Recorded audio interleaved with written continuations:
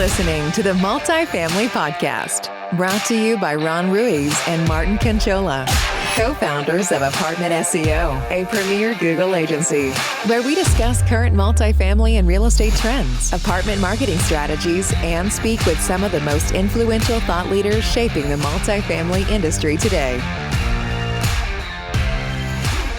Welcome, everyone, to another episode of the Multifamily Podcast with Ronn and Martin.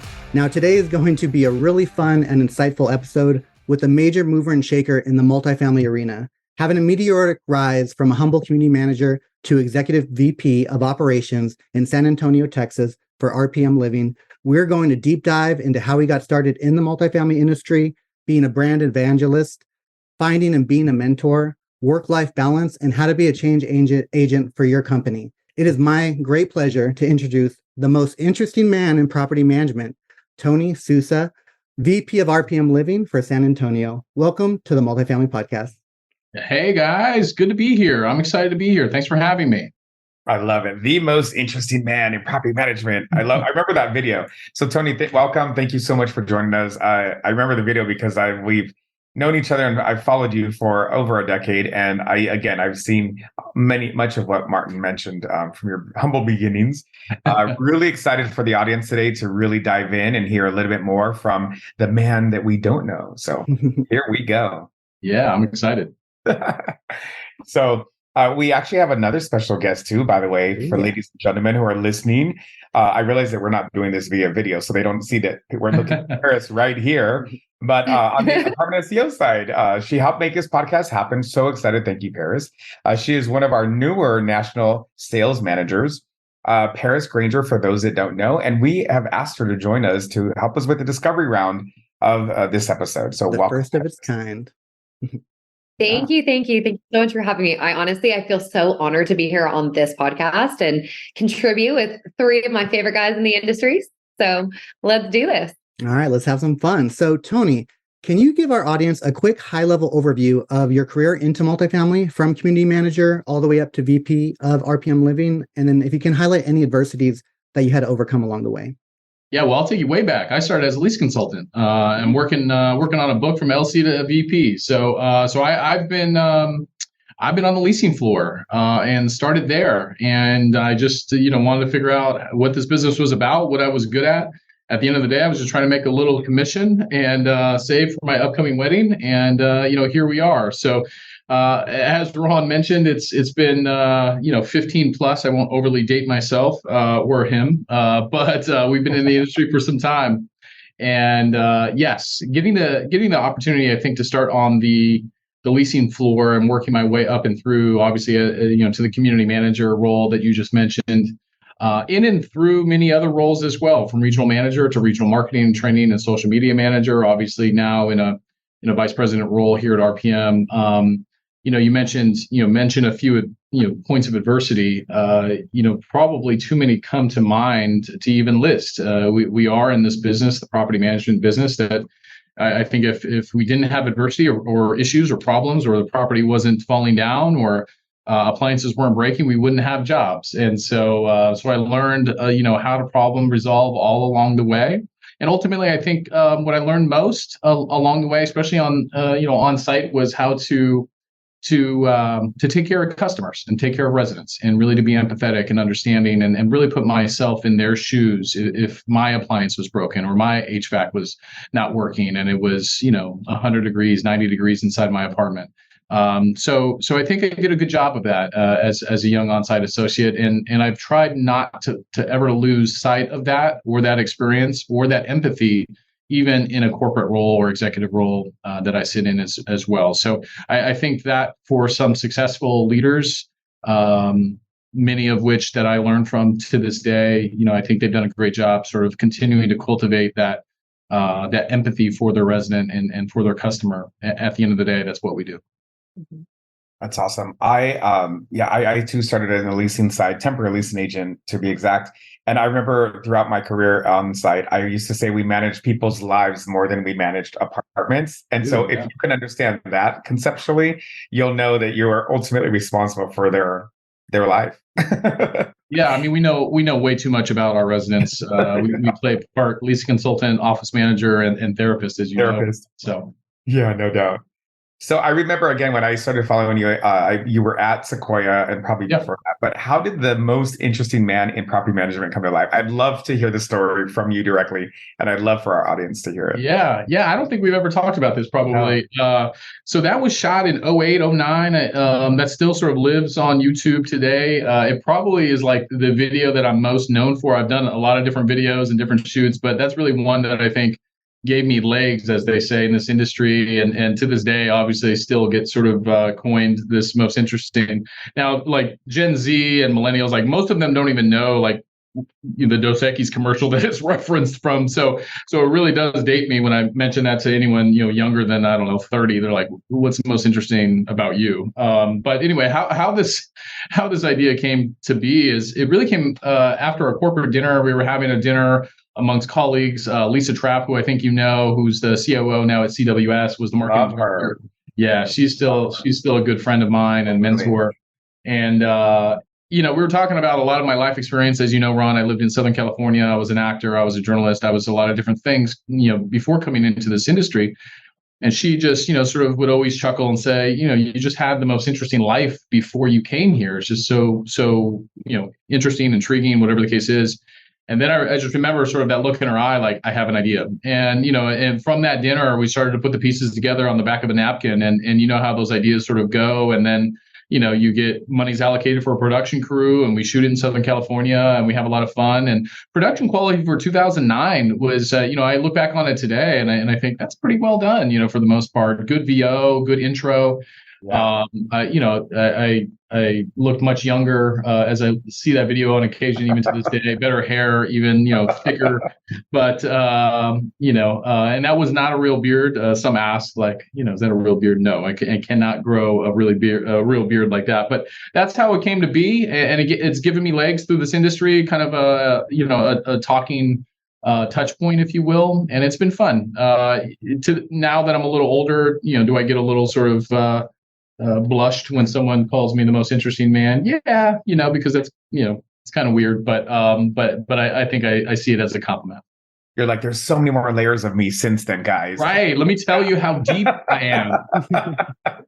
No, my favorite part of the video was when you were dressed as a lumberjack, or you look like a lumberjack, you're mining for gold and getting the gold coins. So if you haven't checked it out, just go on YouTube and you can always put the most interesting man in property management, and it's still literally position one still till today. That's why we wanted to talk about it, because we did put out. I don't know. It has that organic SEO, right, guys? Exactly. So leave some fun comments and keep it going, right? Keep that momentum. We celebrate that daily around here, right? Okay, so Tony, so being a brand ambassador for RPM Living, how do you stay present and continue inspiring your team on your company's vision and overall growth? Well, I think it stems from my proactiveness to stay present in life, and what I mean by that is stay present with the people around me, both personally and professionally. And obviously my family is the personal side, my friends and family.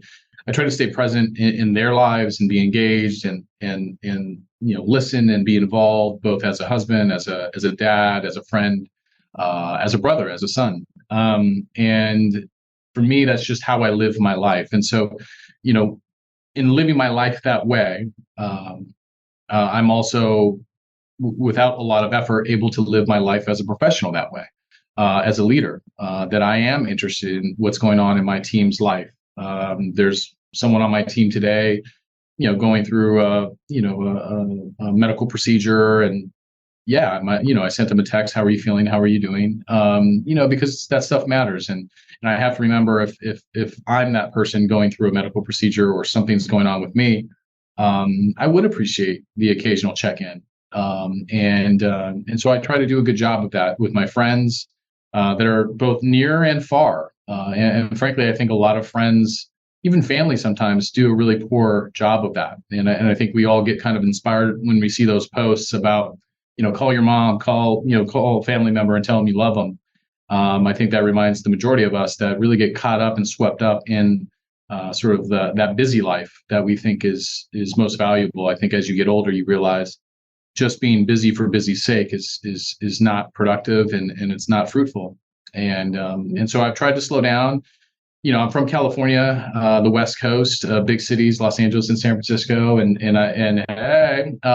what I learned about life a bit coming to Texas, I had a West Coast life, a pace, and everything was fast. And I remember moving to Texas, specifically San Antonio, where I reside today, and thinking, why is this grocery line taking forever? And why is the cashier talking to everyone when this line is 5 deep?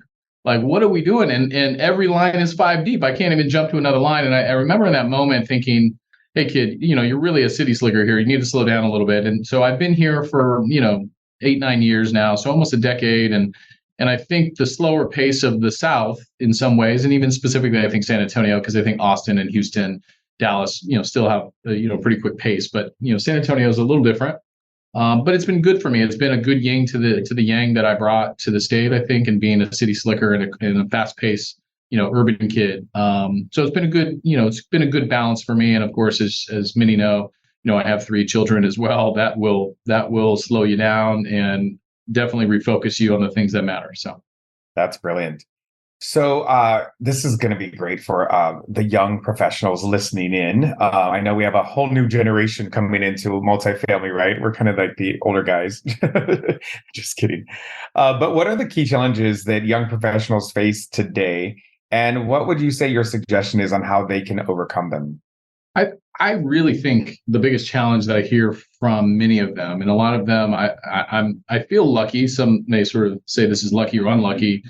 A lot of them are in my DMs, right? A lot of them are saying, how do I get from where I'm at to where like you're at, Tony? And my first piece of advice to a lot of them really is, and Paris and I have had conversations about different things as well. I mean, the best piece of advice I can really give them, that's probably the hardest thing for them to hear, is to be patient. Ron, I know I see you shaking your head, and Paris and Martin, of course. I mean, it's easy to say that now when your career is maybe more established and you've done some things and you have some confidence and you got some gray hairs, right? And it's a lot harder to sort of embrace that message of patience when you're 25, 26, 29, 30, 31, because you feel like you don't have enough time. I think the older you get, I'd like to think the wiser you get, but what you get is just a more of a respect of life and the process and how things need to unfold in the way that they need to for you to get the experience you need to have when you're in the positions you are. And so I think oftentimes you see people in positions maybe that shouldn't be there because they just maybe got accelerated a little too fast, right? And some of these important positions, whether it be VP or C-suite or owning your own company, as you know, Ron, you daily have to tap into a wealth of experience that, sometimes you just can't learn on the job. You have to tap into decades of experience. And really what experience really is, you and I both know, is mistakes, right? Of doing things the wrong way and then hopefully learning from them and then correcting your steps and proceeding forward. So the best advice I can give anybody sort of, emerging in their career is to be patient. Be ambitious. I think patience and ambition do not have to be in contrast or juxtaposed to each other. I think they actually can live, in harmony together. It's just, you have to have that mindset of patience, but at the same time, in every opportunity where you can push or challenge status quo, be as ambitious as you can there. And as you know, I think that's much of what I try to do in this industry myself, is to try to push the envelope in a respectful and productive and constructive way. I think that's like brilliant advice, because I see it also like, having a smaller company and, seeing people wanting to grow their own careers. And I love it. I love I love anybody inspired. Life inspired is one of my favorite exclamation points, right? And sometimes the inspiration can be like, I'm beyond this. Next, what do we do next, right? I think generationally, we're there again, or more and more, because of everything's on demand. Like our entire life could be on demand, right? You could ask Siri, you could ask Alexa, you could ask, anything. But I think that there's something to say about really giving its due process, respecting your time as well as, what you're putting into something. And I believe that if you truly focus on living your life by design, like design it well, like make sure you're in the right place and be patient and let the process follow, and raise your hand, be front row center and active in your in whatever the goals are. And I think that'll buy you time, so you're not so impatient. You're actively participating in the growth. Yeah, I just put together a meme or a post, but it was, create your own luck, right? I mean, to the point that you're making is put yourself in a position to be lucky if it goes your way. If it doesn't, it doesn't, but you still positioned yourself well. And, but that takes a little time to even know where to put yourself in that position. I think a lot of people are scrambling to get in the right position. You don't even know where you're supposed to be. And you're really kind of forcing the issue. Yeah. So you spoke about the DMs, and I love that. And because everybody wants to know what's in everybody else's DMs, right? Obviously, you're an active mentor in our industry. But who was your biggest mentor, and who made the biggest impact, that is, and on your life, and maybe even one life lesson that still resonates with you today? Yeah, I've had quite a few. So really, I think my perspective as a mentor to this industry really stems from the fact that I feel indebted to pay it forward from people that have paid it forward to me. A handful that come to mind, there's been a lot. And really at every organization, I feel as though I've had somebody who's been willing to kind of bring me in, take me under their wing, and, teach me the things that they want me to know. And frankly, I've come to realize, I think they taught me the things that they made the most mistakes on. And I didn't always realize that at the time. I just thought, unsolicited advice, awesome, thank you. But in time, I grew to really appreciate that. Lisa Trapp, was mentioned earlier. She was one early in my career at Sequoia, just one that really thought outside the box and really challenged status quo and was really an innovative thinker and really, continued to keep me kind of in my place and keep me humble at the time. Now she's the best and one of my biggest fans. And she's somebody in, my text box, not even DMs. Text is kind of the next level, in my opinion, as friends and associates. And so, she's somebody I still correspond with very much. Someone in Texas that took a chance on me, Miss Cindy Ash, the president of Embry Management. She's now retired, doing well. But, she took a chance on a kid from California and put me in a position to be successful. I'd like to think I took that baton and just, full sprinted. But you can't sprint until you have that opportunity. And so I appreciate, every opportunity I get, whether it be then or today, and the opportunity to be a part of RPM Living. I'm grateful for so many that have put me in this position today, and I'm excited for what the future holds here at RPM. So one more question from Ronn Ruiz. What would you suggest? I'm taking over here, guys. Sorry. You guys will get a chance to talk later, okay? Friends are chatting, right? Yeah, that's it. I know. We could have just had like a one-on-one exchange. Okay, with that, what would you suggest those professionals who want to find the right mentor, like, for them? How do they do that? Like, how do they ask? Well, I think vulnerable, right? Yeah, I think you're right. I mean, I think there's a couple different ways you can go about it. But what I would say to them first is the question to any and all associates. I think you need to have peers that you're sort of able to link in with and share thoughts and collaborate and vent. But you also need to have people you're mentoring, right? I think a lot of people want a mentor, right? And I think sometimes it's almost selfish in some ways to say, I want a mentor. Can you be my mentor? And all of those things. And that's okay. But the question that I often have people, because, speaking of DMs, I get randoms throughout the country often asking if I could be their mentor. So first and foremost, I'm flattered that you would like me to be your mentor based on what I think you perceive that you see. No, I can't be because there's only 24 hours in a day, and I have a family. I have a busy job. I have people I am, trying to mentor. I have people mentoring me. But the point that I'm trying to make is I think it's important for you to be mentoring others in sort of giving it back or paying it back, as we talked about, as a paying it forward perspective. And I think, the universe will sort of honor you and give you opportunity to find a mentor. And I think you'll respect your mentor even more when you're mentoring somebody else. I think it gives you a better perspective of some of the advice you may be getting from your mentor when you're mentoring someone else as well. But to answer your question directly, Ron, be bold, be bashful, feel free to directly DM somebody, I guess. But try to find somebody, within your inner circle that you think and you admire. And you've vetted that relationship, that it's healthy and not toxic and there's not other intentions involved. And then, just try to learn as much as you can from them. And a key point that I do want to say to somebody that's looking to be mentored, please be responsive to your mentor. Please show up for the times that work for them, not you. And please make time for them, not them have to make time for you. There's a lot of people that still sort of just want to get and not give. That's a biggie. And I've been in situations as the mentor to where, no call, no show, or sorry, I'm late. Like, that's pretty close to me cutting you off pretty quickly.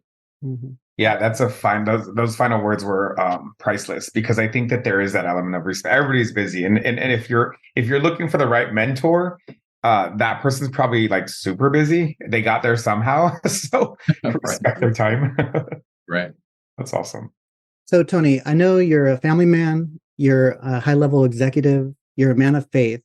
What words of wisdom would you give the career-chasing professionals and executives in our industry who really don't have that work-life balance? You have anything for them? Good question. That is a good question, Martin. You make time for what's important for you.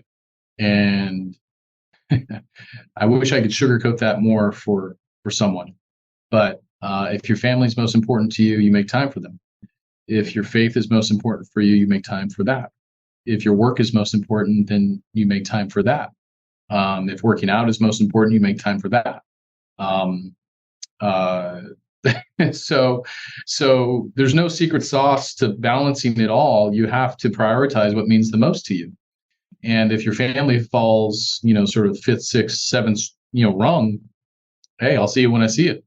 But if they fall, in that top 1, 2, or 3 category, which, listen, I'm not going to sit here and tell anyone they should, but what I will tell you is that, having a strong inner circle of support, friends and family, will help you get through the tough times of your life and sometimes and often of your job.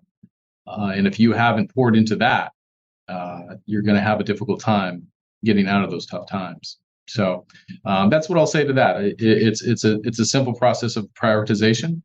And for those that are having trouble doing that, I think they need to take some quiet time, probably write down their priorities and how they want to allocate their time. Thank you. Yeah, brilliant. I think, again, anytime, you can do it anytime, right? I think the other thing is, so if people are listening and they're, bashing their head on the wall, like, yeah, I gotta do that. Like for me, it'd be more like, I gotta make time to work out.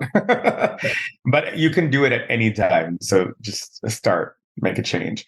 Yeah, speaking of changes, like, what does being a change agent to you mean? And how can others emulate this? I love this question, and I personally want to know as well. Well, I think being a change agent, what I'll say is I think the pandemic showed who was true change agents and who had a really difficult time with change. Amen. And I think I realized, although pre-pandemic, I thought, I'm pretty good with change and adjustment. The pandemic showed me that that's my middle name. I can adapt to a crisis situation better than anyone. And I proved to myself, more importantly than anyone else, that in the midst of that, 12 to 24 month crisis situation, the most innovative, the most creative, the most adaptive associates and professionals, and I got to be careful to use the word survived. I don't mean it in a life or death situation, but I think from a business standpoint, we're able to not only survive and keep their business afloat. And Ron, you had to do that for you. And that probably served your business well if I was to guess during that time, because obviously online and SEO was very important at that time. But as a business professional, you had to not only survive, but you had to figure out how to thrive. And so being a change agent is a mindset. So those who are listening are like, yeah, I'm a change agent. Awesome. Continue to put yourself in situations to where you're challenged by change. That will really test if you are a change agent. Now, if you or you have change agent qualities, shall I say. Now, if you're somebody that doesn't like change, which I think are a lot of people in this business and really across industries, change can be abrasive for a lot of people. I think the reality is, and what's important for you to know is, A, you need to be aware of your perfectionism and your want to control. Okay, those are the two biggest items I think that change agents have issues with. Is they're trying to make everything perfect and they're trying to control all the circumstances. Change doesn't allow for you to do that, especially if the change is prompted by something bigger than you or a boss or a situation. And usually change in our business is prompted by market conditions or something affecting a property or the market or an economic sort of shift. And those who are able to sort of shift, kind of like water, like fluid. I think Bruce Lee has, some quotes around this, just be like water, right? You have to just be adaptable and move so that you could be the most effective in the new circumstance. So to go back to those who are not the best change agents, you really do have to take a self-assessment of why you need everything perfect, why you can be rigid at times, or why you try to control things.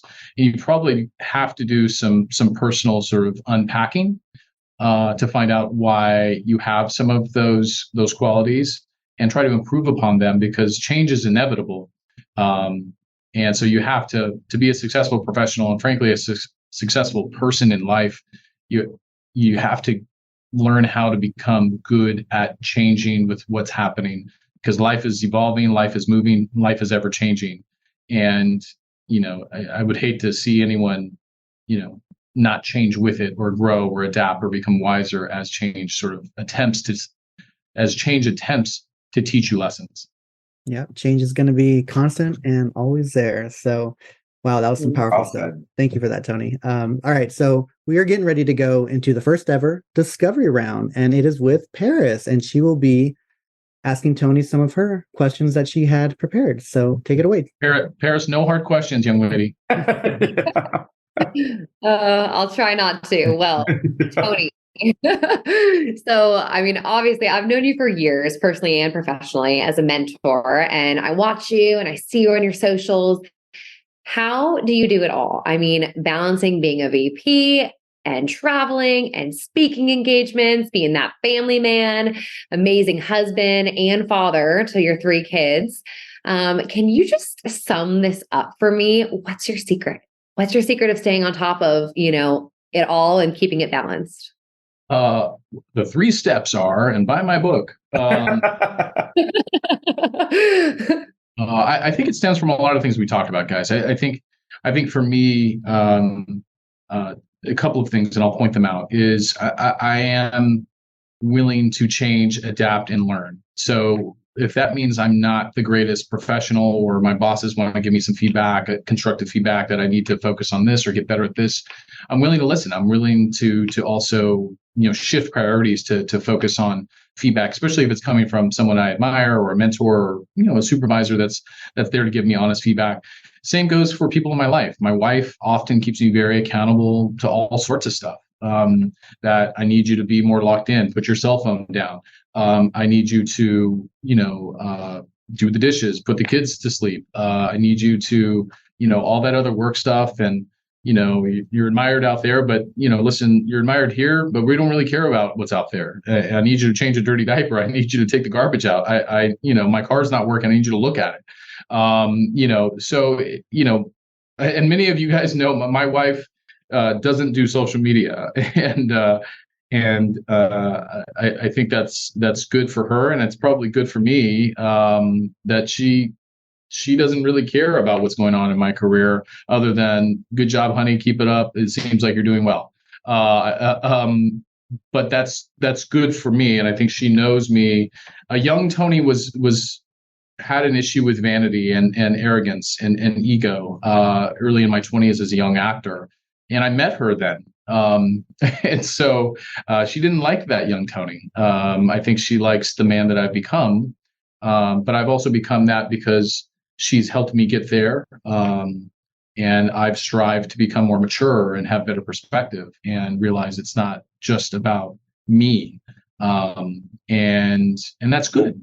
So, to answer your question in a very long-winded way, I have people in my life, close family and friends, that help keep me grounded, help keep my perspective, and I do a really good job of prioritizing what's most important to me and my family. And at the end of the day, I do pride myself on my ability to work 160, 200 miles an hour. I can move very quickly. I think very quickly. I can speak sometimes very quickly. I try to be as efficient and effective with what I do, either in my communication or in my work projects or my focuses. I told someone today via text, I'm still on pandemic speed. So I don't know if that's a good or a bad thing, but for me, I have to be here 8 to 6, 8 to 5 for the most part, mentally locked into what I'm doing. Now, there's some flexibility. Sure, I can go pick up the kids and come back, but you know what? The company pays me to be locked in during the height of business hours. But at the end of the day, the reason why I'm going 200 miles an hour, I've locked into that speed from 3 years ago, and I don't have any plans of like slowing down. Secondly, I have to work that quickly because I have a lot of responsibilities after 5 o'clock, after 6 o'clock that I can't forego. A lot of people in my type of position can sometimes have either older children or no children at all, and sometimes it's easier to work all night. I don't have that luxury, and I haven't really had that luxury for much of my career. Most of my growth in my career over the last 15 years, I have a 14-year-old, so I've had a kid the whole time, and I've had responsibilities at home that my wife and my children expected me to be present. So. It's a long-winded answer, but I have a lot of people and a lot of, sort of structures in place in and around me that help keep me accountable, but at the same time, help me understand my purpose. And that's what helps me keep my speed at 200 miles an hour, because I got to get home and I got to focus there.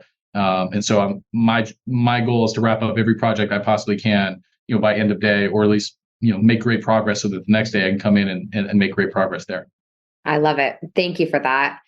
So you're a big fish in this pond with networking, and you live in San Antonio, Texas, yet you're traveling all the time. Which events do you prioritize and why? Well, it's a good question, Paris. I moved to Texas, as I mentioned, 9 years ago. I didn't know anyone in Texas, right? I knew everybody in California. I think, Ron, that's where we interacted, right? All my connections were more regional based. And so I get here and I have to figure out the apartment association, and now I'm overseeing Houston, and I have to recruit in these markets. And so, from a networking standpoint, I had to figure out how and where do I fish where the most fishes are, right? And ultimately, what I quickly realized, and you guys know this better than anybody from a online SEO standpoint, they're online. The fishes are online, and so, to answer your question about networking, and I'll talk about how to prioritize where you go. For me, the network I spend a lot of time, and I have an event tonight that I sort of make appearances here locally and shake some hands and high five some folks here locally in town. But my network has now grown nationally in a way that I still get to interact with all three of you guys, and you guys are all in separate cities. What cities, I'm not sure precisely. I know Ron is a global traveler, so I don't know where he's at today. But expanding your network and being willing to sort of interact, with anyone and everyone across the country. The only way to really do that is LinkedIn is a great resource for that. And there's other resources, of course, other social platforms. And then, of course, early first half of the year, there's conference season for our business. And so I think being strategic with what conferences you attend, participate in. There's some big ones. There's some, smaller sort of niche conferences as well. Depending on your business plan and what you're the relationships that you're trying to foster, I think that's important for you to determine where you should be and how long you should be there, and what interactions would you categorize as successful. Leaving means after the conference, and say what can you learn from that experience. So. But I think you have to be really decisive. I think you have to say no more often than you say yes sometimes. And you have to be mindful of the dollars you spend on conferences. But a great way to sort of, stay connected is this online world that we're all connected in. And ultimately, it's sort of this virtual reality. Okay, thank you for that. I appreciate it. I know I've seen you at a lot of the national events that like AIM and NAA and TAA and all of that. So just for those listeners who maybe haven't attended those events, I know that they can definitely do some deep dive and figure out which ones are going to be a priority for them based on their regions and locations. So, from the outside, Tony, it looks like you've accomplished a lot, which I know you have. But for all of us dreamers and innovators, what can we expect from Tony 2026? Well, it's a good question, right? I don't want to give too much away about too much, but as an entrepreneur-minded professional myself, and frankly, as a creative and an innovator, also someone who sort of has that analytical operations side and experience there. This answer is a little contrary to, I think, a lot of people that are very sort of analytical and pragmatic. Similar to the content that I post on social, it's not as contrived as people think. And I also, surprisingly, contrary to like vision boards, I don't have one.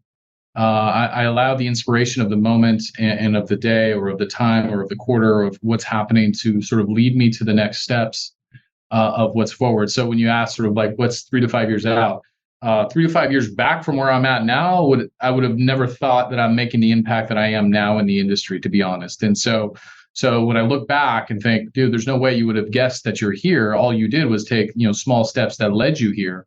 And so what I try to do using that analogy is really kind of focus and be very present in every step that I take. And what I mean by that is sort of be aware, I think the quote is sort of be where your feet are. And I think I've done a good job in my life, professionally and personally, to be where my feet are.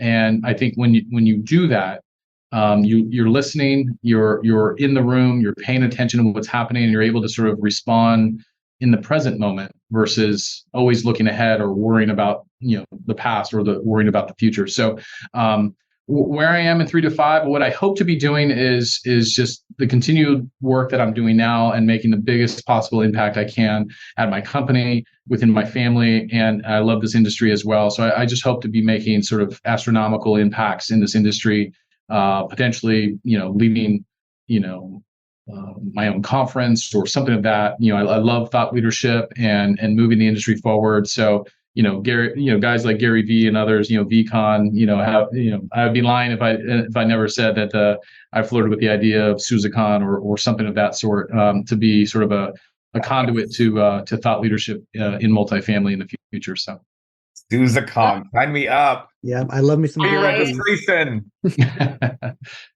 we got tiered sponsorship, Ron. So yeah, I bet. I love that so much.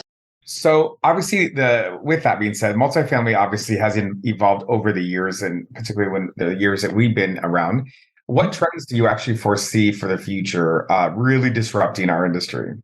Well, I think the elephant in the room is something you and your team are probably very, very much aware of. I know Martin had a chance to briefly chat with him. Very, very sort of skilled in understanding the future is machine learning, artificial intelligence. And I think that is going to disrupt all industries, including ours. And so it's exciting, and it also plays a big opportunity for a lot of people in our industry to really familiarize themselves with the technologies. I think the great things of the technologies, but also I think the things that need to be sort of watched and monitored in some ways. We're not a watchdog agency, so what roles do we have there? But I think it's a technology that's going to change all industries. And I do think it's going to automate a lot of things that are currently being done in our industry. And that ranges from probably marketing to accounting to customer service to, a lot of sort of just basic services that are provided. Is that a good change? Well, I don't know. It depends on who you ask, right? As senior leaders of an organization, does it cut overhead? Sure. People are the most important and also the most expensive, as Ron, running a company. And so, sort of there's a balance there. So I think it's exciting, but I think it's also a time that we need to be, I think we just need to be prudent and vigilant in this process to find this nice balance of machine learning and artificial intelligence and delivering on the technological side, but also at the same time, like what role do humans play today and for the future, and to continue to find ways to provide, of course, people and humans and professionals jobs and job opportunities. So, but yeah, I mean, am I teaching this to my Gen Alpha kids that this technology is going to be here and you're going to have to figure out how to live alongside and in harmony with it? Yes, be aware of it, but also learn how to leverage it as well. Yeah, that's some good stuff right there. I mean, you have to experience it. You have to at least try it out. I mean, just utilizing Bing and trying their new conversational search, they're growing in the amount of users they're already getting, right? Google has always been king, but now they've actually grown so much since launching with ChatGPT. So the game is shifting a little bit. So I feel like Bing is more of an underdog now, and they used to talk a lot of smack on it, but now I think multifamily needs to kind of wake up to being almost building that multi-platform SEO strategy and making sure it's not just about Google, it's about Bing, it's about TikTok, it's about Reels and YouTube Shorts as well. So just being able to, experience it and be familiar with how these technologies work, what's the good, what's the bad, and, really just try it out. That's the only way you're going to learn is by actually doing it. So keeping on the digital front, Tony, you're super active on LinkedIn, and I love all the posts, by the way, and I try to, I engage and I get so much from them. It's obviously a powerful tool for apartment marketers to actually utilize. So how can multifamily professionals make an impact on their network and grow professionally within this particular platform, which was really built for expanding their own network, whether they want to grow or reinvent their whole careers? I think it all starts, Martin. It's a good question. I think it all starts, and it's a question I get asked a lot because it's a space that in some ways I feel like I've hacked. But it's going to be continual sort of platform that's changing in algorithm and formula in the future, of course. And so we're all trying to adapt to that. So any piece of advice I would say to any marketers or anyone trying to grow their company's exposure on that particular platform is to give the most value with the absence of expectation as much as you possibly can. Someone made this analogy recently. There's a lot of, I think, leaders within companies that get afraid of providing an online platform like LinkedIn any information of your company or trade secrets. And I actually have sort of the opposite view of it. I think the more information you can give there about who your company is and what you guys are about and what you believe, isn't that someone's going to steal this idea. Because the analogy that I heard recently was, I can give you 1,000 Lego pieces, but I'm not going to give you the instruction book on how to put it together. Right? Like that's where you're going to pay me, right? That's where you're going to join my company to help you put it all together. You're not going to know what to do with 1,000 Lego pieces. You could put something together. It'll be Mickey Mouse because you don't have experience in that space. You don't know what you're doing. You don't have, the infrastructure in place. So I think when a lot of leaders are nervous about going there and sort of being vulnerable with information and abundant in information, you're not giving the instruction template away. You're just giving sort of the results away. And as we all know, any successful company, Ron, you've built multiple successful companies. It's in the execution. It's not in anything else. It's in the execution of building the infrastructure of those companies and building that Legos, to something really, really successful. You can give anyone the pieces. I mean, you could probably do that today, Ron, right? Here's all the pieces I started with. Go build it like I did. Good luck. Right? That's how we feel with SEO too. Yeah, it's the same thing. So that's what people are paying for. They're paying for expertise. They're paying for experience, all of those sorts of things. That's what they pay you guys for to do a brilliant job of. That's what they pay RPM to manage their assets for, right? If they could do it on their own, they would have already. And so, so that's something I would say to those sort of investigating like LinkedIn and social platforms, just give value and give insights and give, information that's behind the curtain, and don't be afraid that someone's going to steal it. Because the reality is they may take some bits and pieces of it, but they're not going to know how to execute on it like you, because they're not you and they don't have the same experiences and infrastructure that you do. So that's the best advice I can give, is just continue to give, and you'll see in time, a reciprocity of return, and, your company in time will be blessed by that. And I think the best thing is that, you're very transparent on it too. And I too enjoy them as well. Yeah. So with that being said, going on the social side, what platform do you think is most underutilized in apartment marketing in particular? I don't think we're playing on YouTube Shorts really at all. I think, the TikTok revolution. What were you going to say, Ron? Preach, brother, preach. That's what I say all the time. Yeah, I'm raising Gen Alpha as I mentioned, and they live on YouTube Shorts. So as they become teenagers and the renting population in their 20s That's probably, I don't know if it'll still be YouTube Shorts at that time, but it'll be probably a short-term media consumption that they're going to be sort of digesting somehow, some way. What it is in 15 years, I'm not sure. It's a long ways to go with how quickly technology is moving. But today, is that something we're taking a look at, especially in my new role? Creating content and distributing that content. And repurposing that content in all sorts of fun ways to do what you guys know how to do best, is create attention in SEO, right? So, so that's also, I think, what a lot of marketers and marketing companies, if they're not paying attention to that's where they need to be in the future. Yeah, Tony, I would love to collaborate on some YouTube Shorts with you for any of your communities. So feel free to just hit me up and let's do some tests. And I think it will be so important in the future because YouTube Shorts right now is so underutilized in the multifamily arena, where if you start building out these organic videos now, you're going to get that placement. They're going to rank in Google. They're already starting to be indexed by Google. So just having that placement for those really high volume keywords, Google's, especially with discovery and the SGE with Google's new search engine coming out, those YouTube Shorts are going to have some prominent placement, and they're obviously a Google asset. So of course they're going to be placed. And I think a lot of marketing companies, especially multifamily, and Ron, you could probably even speak to this. I think they're nervous to get in what's hot today because they're like, well, what's going to be hot tomorrow? I don't know. You'll figure that out. You'll cross that bridge when you get to it. But jump on what's happening now, or what's the trend for the future. And maybe, as you said, Martin, most companies aren't even there yet. So you're already ahead of the game. Don't be worrying about what's after this. You'll figure out a lot of lessons through your spend and your strategy here on different platforms today that will help propel you into the future of what's next. And that, at the end of the day, is an innovator mindset, right? Not to be afraid of the future. And obviously we talked quite a bit about that today. Well, I can't believe we're getting close to the end of the podcast, but we have one last question for you, Tony. From your perspective, what's the biggest challenge facing the multifamily industry today, and how can we as an industry come together to solve it? Well, I think the cliche answer, and one that is often probably answered with this, is how to integrate technologies better. But I think actually what the biggest obstacle and the biggest challenge that we face in our business today is the inability or the lack of ongoing talent that we've recruited throughout the country and throughout different industries. Unfortunately, property management is not widely studied in college, or you don't even know about it in high school. All of our stories, if I was to guess, all four of us, I just sort of fell into it, or I had a family member that was a part of it and they told me about it.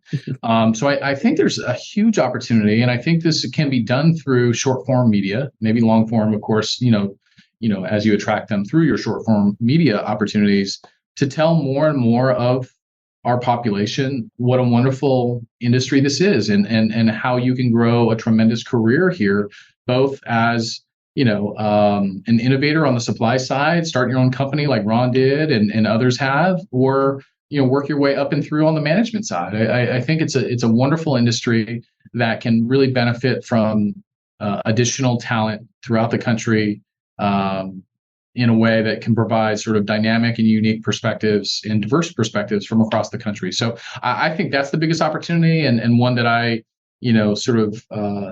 try to play a part in a lot of what I do, on LinkedIn and other, is to try to attract eyeballs that maybe aren't in our industry, to say, hey, we're a part of this industry that you want to consider being a part of. Yeah, that's great. I think that hits spot on, and definitely a great perspective to have, because that is true. Every time I hear stories of how people got in the multifamily industry, it's because it was by accident. They wanted a cheap place to live, and then they stay in it forever, in most cases. So very cool. I think there's something really to be said about this industry, that they stay forever. And I don't think it's just because I can't get another job in another industry. There's a warmth to this industry, and I think there's a collective support of each other. Of course, there's a percentage of haters that are always out to get you, sure. But I think in large percent, this is an industry that we try to support and love on each other and love to see each other succeed. And frankly, I'm an example of that. You guys have me here because you guys, are enjoying seeing some of the successes that I've had over my career, and you guys are, I know, sort of clapping in the background for me, and I for you guys as well. So it's amazing to see your company grow, and you guys come together to be a continually successful company as well. So great. Well, we're getting into our closing thoughts, so I'll let Paris lead it off. Well, thank you again, Tony. You have given us so much great insight, and you've got loads of experience, and you are a wealth of knowledge, which we can all hear. And I just want to say we're deeply appreciative for the time that you took today and sharing your expertise. It's all about giving back. And that's truly what these podcasts do. Really showcase the leaders and grow professionals through this digital presence. So I just want to say thank you so much. You're welcome. Thanks for having me. Is it my You're up. there? Yeah, I thought I was on mute. Well, Mr. Tony, thank you again for sharing all the greatness today. I'm so proud of you, buddy. I just want you to know that. I don't know if I say that often enough, but you are truly living your life intentionally. And I think that there's so much greatness that you shared today. It gives me, half this time you can see me, I was thumbing up and cheering and virtually clapping for you and everything you just shared. There's so much nuggets in this podcast that I cannot wait for people to hear and put on repeat. A lot of life lessons. Thank you for being so vulnerable and sharing. It truly is part of why I was celebrating you is it's no surprise why you're so successful, so blessed, and you're thriving in the game of life and obviously in business. So with that, I want to say, keep doing you, brother, and continue to inspire those around you because you are definitely a change agent. So thank you. I appreciate that, Ron. It means a lot coming from you. Yeah, for sure. Any closing thoughts, Tony? Before we wrap it up? No, it's great to be here with you guys, and I'm excited to see you guys impact the industry in such a big way. And Ron, you're a staple in this industry, and you have a wonderful team in Martin and Paris and others on your team as well. So I just, again, I'm honored and appreciate the opportunity to be here with you guys. Cool. Well, thank you so much for joining us, Tony. It was such a pleasure to spend this time with you. I look forward to seeing you at all the upcoming multifamily conferences, and maybe one day we could actually collaborate on one as well. So remember, everyone, don't forget to subscribe to the Multifamily Podcast at multifamilypodcast.com, and be sure to get your free marketing analysis from apartmentseo.com. Also, one quick plug for Ads Manager, that's adzmanager.com, which is Apartment SEO's latest technology, bringing the power of Google search ads to in-house apartment marketers, providing an AI-powered, easy-to-use product to easily launch new campaigns with these, help you save time and money with our latest prop tech innovation. Make sure to set up a full demo with Paris Granger of Apartment SEO, who's on this podcast today as well, and see the product in action. All right. So until next time, bye, everyone. Bye, y'all. Bye, guys. Thank you for listening to the Multifamily Podcast, brought to you by co-founders of Apartment SEO, a premier Google agency, with your hosts, Ronn Ruiz and Martin Canchola. Join us again next time as we continue to bring you the latest and greatest in the multifamily industry.